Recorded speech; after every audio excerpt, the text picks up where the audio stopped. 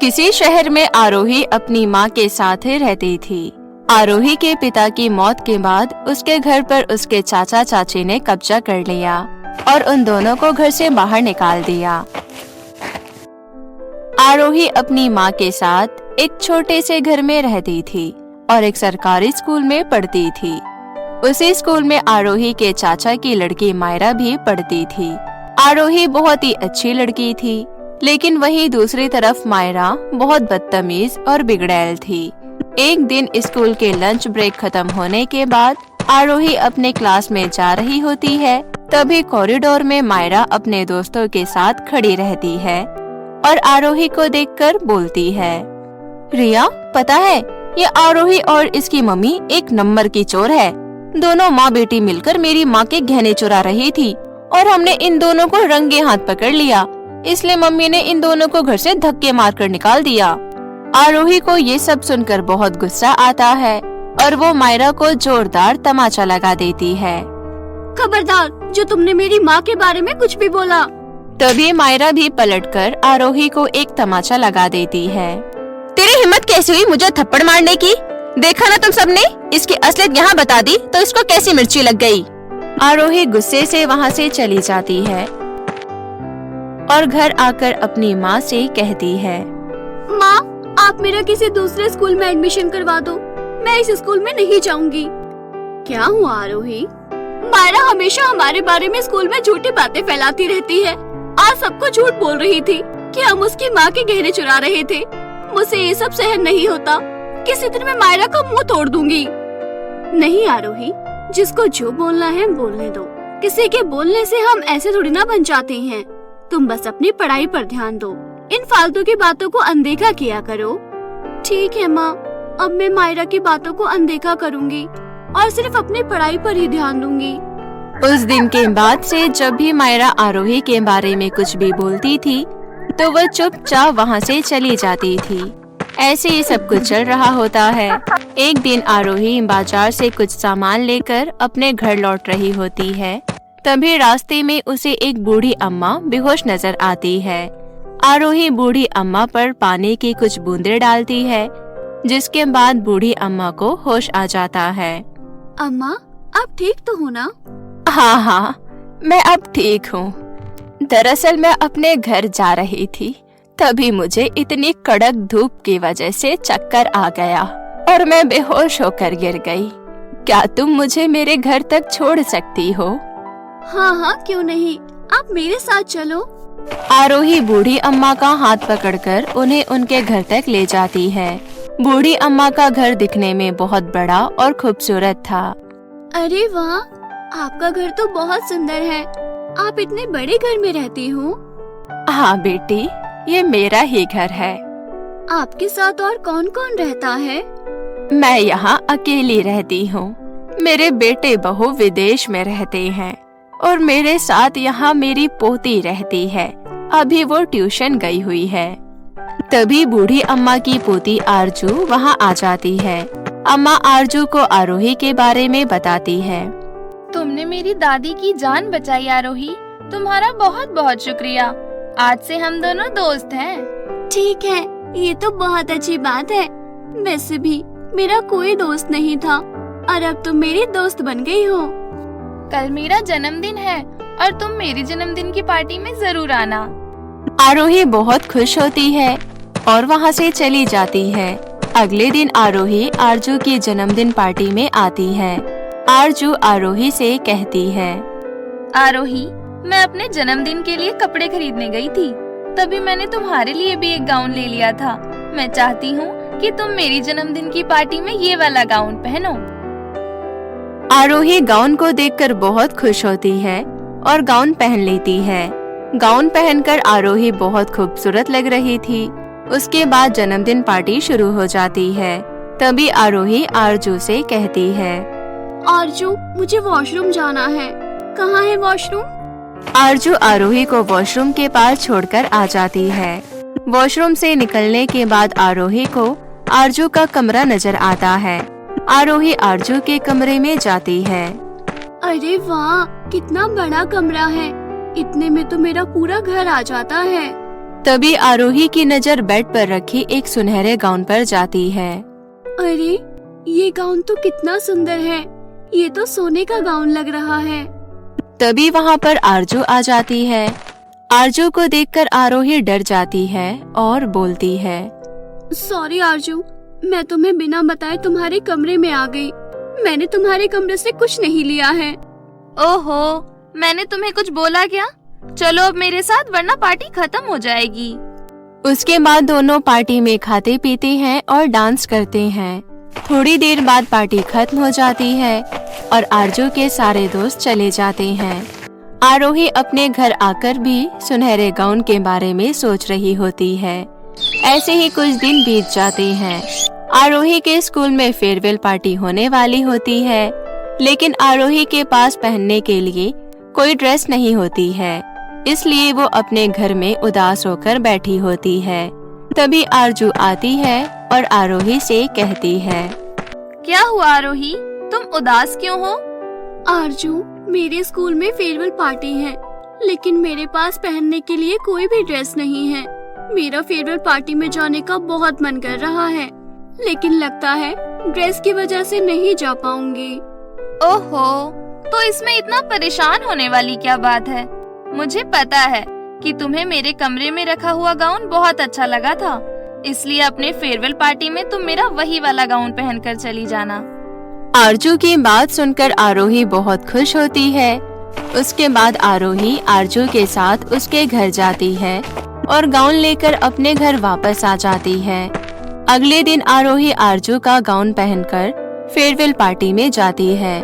Farewell party में सबसे सुंदर आरोही लग रही होती है। सबकी नजर आरोही पर ही टिकी हुई थी। फेयरवेल पार्टी एंजॉय करने के बाद आरोही वॉशरूम जाती है। तभी गलती से कील में फंसकर आरजू का गाउन फट जाता है। ये देखकर आरोही बहुत डर जाती है और रोते हुए अपनी माँ को सारी बातें बताती है। अरे आरोही, ये तूने क्या कर दिया? आरजू का इतना महंगा गाउन फाड़ दिया। अब हम उसे नया गाउन कहाँ से खरीद कर देंगे? तुझे क्या जरूरत थी आरजू से ड्रेस लेने की? इसी तरह उस दिन आरोही पूरी रात बहुत रोती है। तभी अगले दिन सुबह सुबह आरजू आरोही के घर आती है। आरजू को देखकर आरोही और उसकी माँ दोनों घबरा जाती है। उसके बाद आरोही आरजू को गाउन के बारे में सारी बातें बताती है। तभी आरोही आरजू का गाउन निकालती है और देखती है कि गाउन पूरी तरह से ठीक है और कहीं से भी नहीं फटा है। ये देखकर आरोही हैरान रह जाती है। ये कैसे हुआ? मैंने अपनी आंखों से देखा था कि ये गाउन फट चुका था, लेकिन अभी तो ये कहीं से नहीं फटा है। आरोही के इतना कहते ही आरजू परी में बदल जाती है। आरोही, मैं एक परी हूँ और वो बूढ़ी अम्मा एक जादूगरनी। कई सालों पहले मैं पृथ्वी लोक पर घूमने आई थी, तभी मेरी जादुई छड़ी कहीं खो गई और मैं परी लोक नहीं जा पाई। उस दिन से मैं उन्हीं जादूगरनी के साथ रहने लगी। जादूगरनी ने मुझे इतना प्यार दिया कि मुझे दोबारा कभी परी लोक जाने की इच्छा नहीं हुई और मैं उनके साथ हंसी खुशी रहने लगी। ये गाउन सुनहरी जादुई गाउन है। तुम बहुत अच्छी हो, इसलिए इस गाउन की असली हकदार तुम ही हो और आज से ये गाउन तुम्हारा हुआ। इतना कहकर आरजू परी वहाँ से चली जाती है। आरोही जादुई सुनहरी गाउन से एक बड़ा सा घर मांगती है और उसके बाद बहुत सारे पैसे, जिसके बाद आरोही ने अपनी माँ के लिए एक बहुत बड़ा फल का दुकान खोल लिया था। उस दिन से आरोही की माँ अपनी बड़ी सी फल की दुकान में काम करने लगी और दोनों हंसी खुशी रहने लगे। तभी एक दिन मायरा को जादुई सुनहरे गाउन के बारे में पता लग जाता है और वो चुपके से गाउन चुरा लेती है।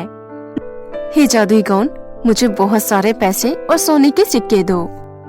मायरा के इतना कहते ही जादुई गाउन में से सोने के सिक्के तो नहीं निकलते हैं, लेकिन झाड़ू और डंडे निकल जाते हैं और मायरा की खूब पिटाई करते हैं। मुझे माफ कर दो, मुझे कुछ नहीं चाहिए, अरे माफ कर दो। जादुई सुनहरी गाउन फिर से हवा में उड़कर आरोही के पास चली जाती है।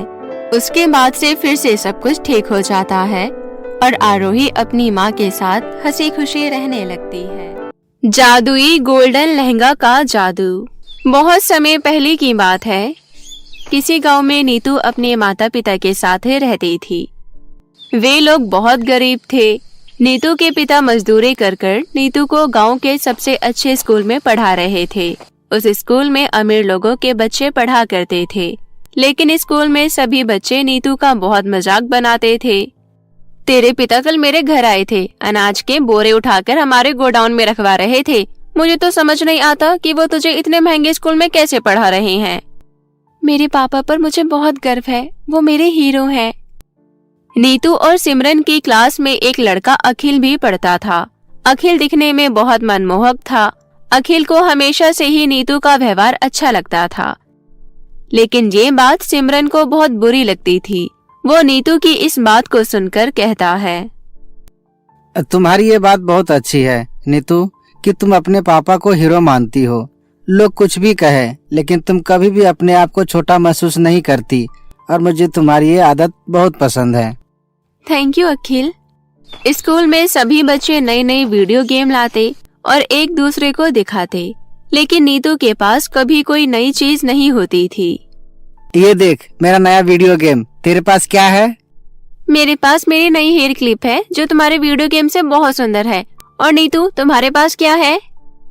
ये देखो मैंने नई पेंसिल खरीदी है जो कि मुझे पूरे 1 महीने चलानी है। हाँ, तुम्हारी इतनी महंगी पेंसिल।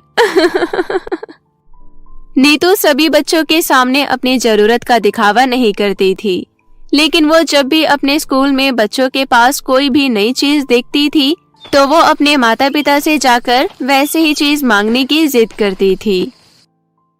माँ, मुझे नया हेयर क्लिप ला दो ना। ला दूंगी बेटा। कुछ दिनों बाद, माँ मुझे नया वीडियो गेम ला दो ना। ला दूंगी बेटा। ऐसे ही नीतू हमेशा अपनी माँ से कुछ न कुछ मांगती रहती थी, लेकिन उसकी माँ उसे हमेशा हाँ बोलकर बात टाल देती थी। तो तेरी मम्मी ने तुझे नया वीडियो गेम नहीं दिलाया ना? मुझे तो पता ही था वीडियो गेम लेना सबके बस की बात नहीं होती। नहीं सिमरन, मेरी माँ ने हाँ कहा है तो वो मेरे लिए वीडियो गेम जरूर लाएंगी। तभी वहाँ अखिल आ जाता है। दोस्तों, तुम दोनों यहाँ क्या कर रहे हो? मैं अभी तुम्हारे घर आने ही वाली थी अखिल। लेकिन क्यों? भूल गई? परसों मेरा जन्मदिन है, आओगे ना? मैंने तुम्हें दिखाने के लिए बहुत महंगा और बहुत सुंदर गोल्डन लहंगा खरीदा है। क्यों नहीं आऊँगा, बिल्कुल आऊँगा। नीतू तुम भी आ रही हो ना? हाँ, मैंने नीतू को भी बुलाया है। उसके बाद तीनों अपने अपने घर चले जाते हैं। अपने जन्मदिन वाले दिन में इतनी सुंदर लगने वाली हूँ कि अखिल की नजर मुझ पर से हटेगी ही नहीं, फिर वो नीतू क्या चीज है। वहाँ अपने घर नीतू सोच रही थी, मेरे पास तो सुंदर लहंगा ही नहीं है, मैं क्या पहनकर सिमरन के जन्मदिन में जाऊंगी। ये सोचती हुई नीतू अपने माता पिता से कहती है, माँ पिताजी, मुझे सिमरन के जन्मदिन में जाना है, लेकिन मेरे पास एक भी अच्छा लहंगा नहीं है। आप मेरे लिए लहंगा ला दीजिए ना। ला दूंगी बेटा। मैं हमेशा सुनती हूँ ला दूंगी, लेकिन आप ना हेयर क्लिप दिलाती हो ना वीडियो गेम, और आप लोग मुझे एक लहंगा भी नहीं दिला सकते। बेटी, मजदूरी से इतने पैसे नहीं मिल पाते कि हम तुम्हारी सारी जरूरतों को पूरा कर सके, माफ करना। आप दोनों अच्छे माता पिता नहीं हो। ये बोलकर नीतू अपने कमरे में चली जाती है। उसके माता पिता को नीतू की भावनाएं महसूस हो रही थी। मेरी बच्ची को हम कुछ भी नहीं दे पाते, मैं अपने हाथों से अपनी बच्ची के लिए एक लहंगा बनाऊंगी। उसके बाद उसकी माँ पूरी रात बैठकर नीतू के लिए एक सुंदर सी लहंगा बनाती है, लेकिन वो लहंगा बहुत सारे कपड़ों को जोड़कर बनाई हुई थी। ये उसे ज्यादा पसंद नहीं आएगी। मुझे बहुत दुख है कि हम अपनी बेटी की छोटी सी ख्वाहिश भी पूरी नहीं कर सकते। मैं चुपके से उसके कमरे में जाकर ये लहंगा रख देती हूँ। उसके बाद रात को ही उसकी माँ दबे पांव जाकर नीतू के कमरे में लहंगा रख देती है। उस समय नीतू जगी हुई थी, लेकिन वो अपने बिस्तर पर सोने का नाटक कर रही थी। अपनी माँ के जाने के बाद नीतू फौरन उठकर वो लहंगा देखती है। क्या मैं ये गंदा सा लहंगा पहनकर सिमरन के जन्मदिन में जाऊंगी? लेकिन माँ ने बहुत मेहनत से इस लहंगे को अपने हाथों से बनाया है। नीतू उस लहंगा को देखकर खुश नहीं थी, लेकिन वो अपनी माँ की बनाई हुई लहंगा की कद्र करती थी, इसलिए वो लहंगा को अपने सिरहाने रखकर सिसक कर सो जाती है। उसी रात परीलोक से एक परी पृथ्वीलोक की सैर करने निकली थी। वो परी नीतू के बारे में सब जानती थी।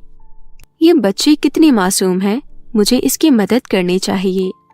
इसके बाद वो परी नीतू की माँ की बनाई हुई लहंगा को गोल्डन लहंगा में बदल देती है और वहाँ से चली जाती है।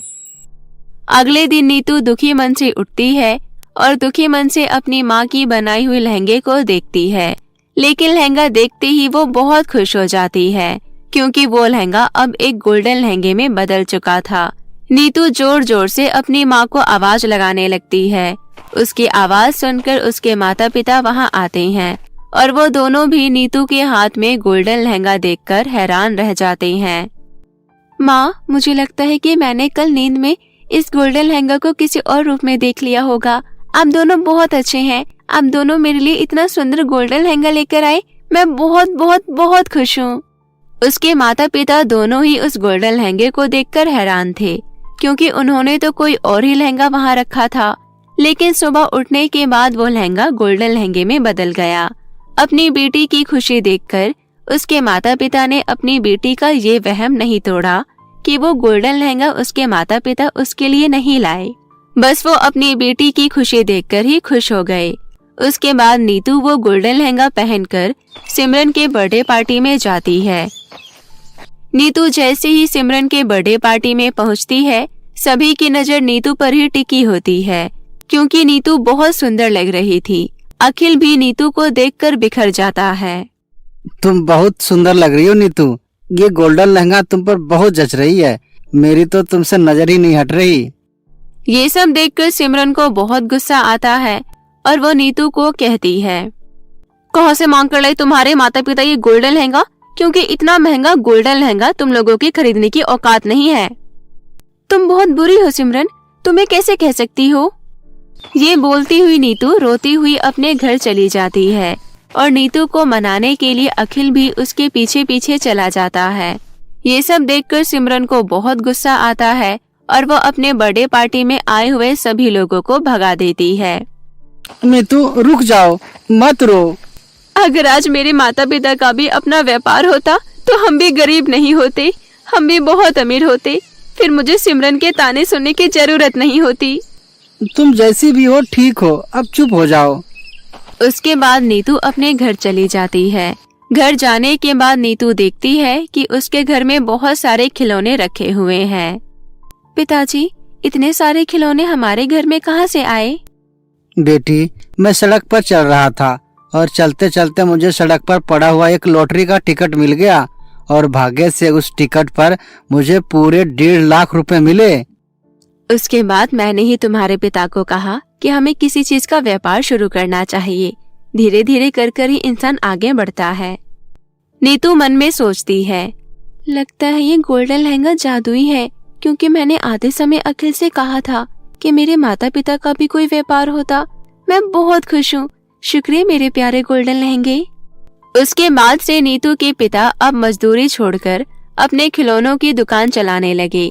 धीरे धीरे कर नीतू के पिता खिलौनों के बहुत बड़े व्यापारी बन गए। अब उनका जीवन पहले से काफी अच्छा हो गया। तो कैसी लगी आपको हमारी ये कहानी? हमें कमेंट करके जरूर बताएं और इसे अपने दोस्तों के साथ भी शेयर करें। और हाँ दोस्तों, अगर आपने अब तक हमारे चैनल को सब्सक्राइब नहीं किया है तो प्लीज जल्दी से नीचे लाल बटन दबाकर अभी कर ले। तो मिलते हैं आपसे फिर किसी नई कहानी के साथ। तब तक के लिए आप अपना ध्यान रखें। धन्यवाद।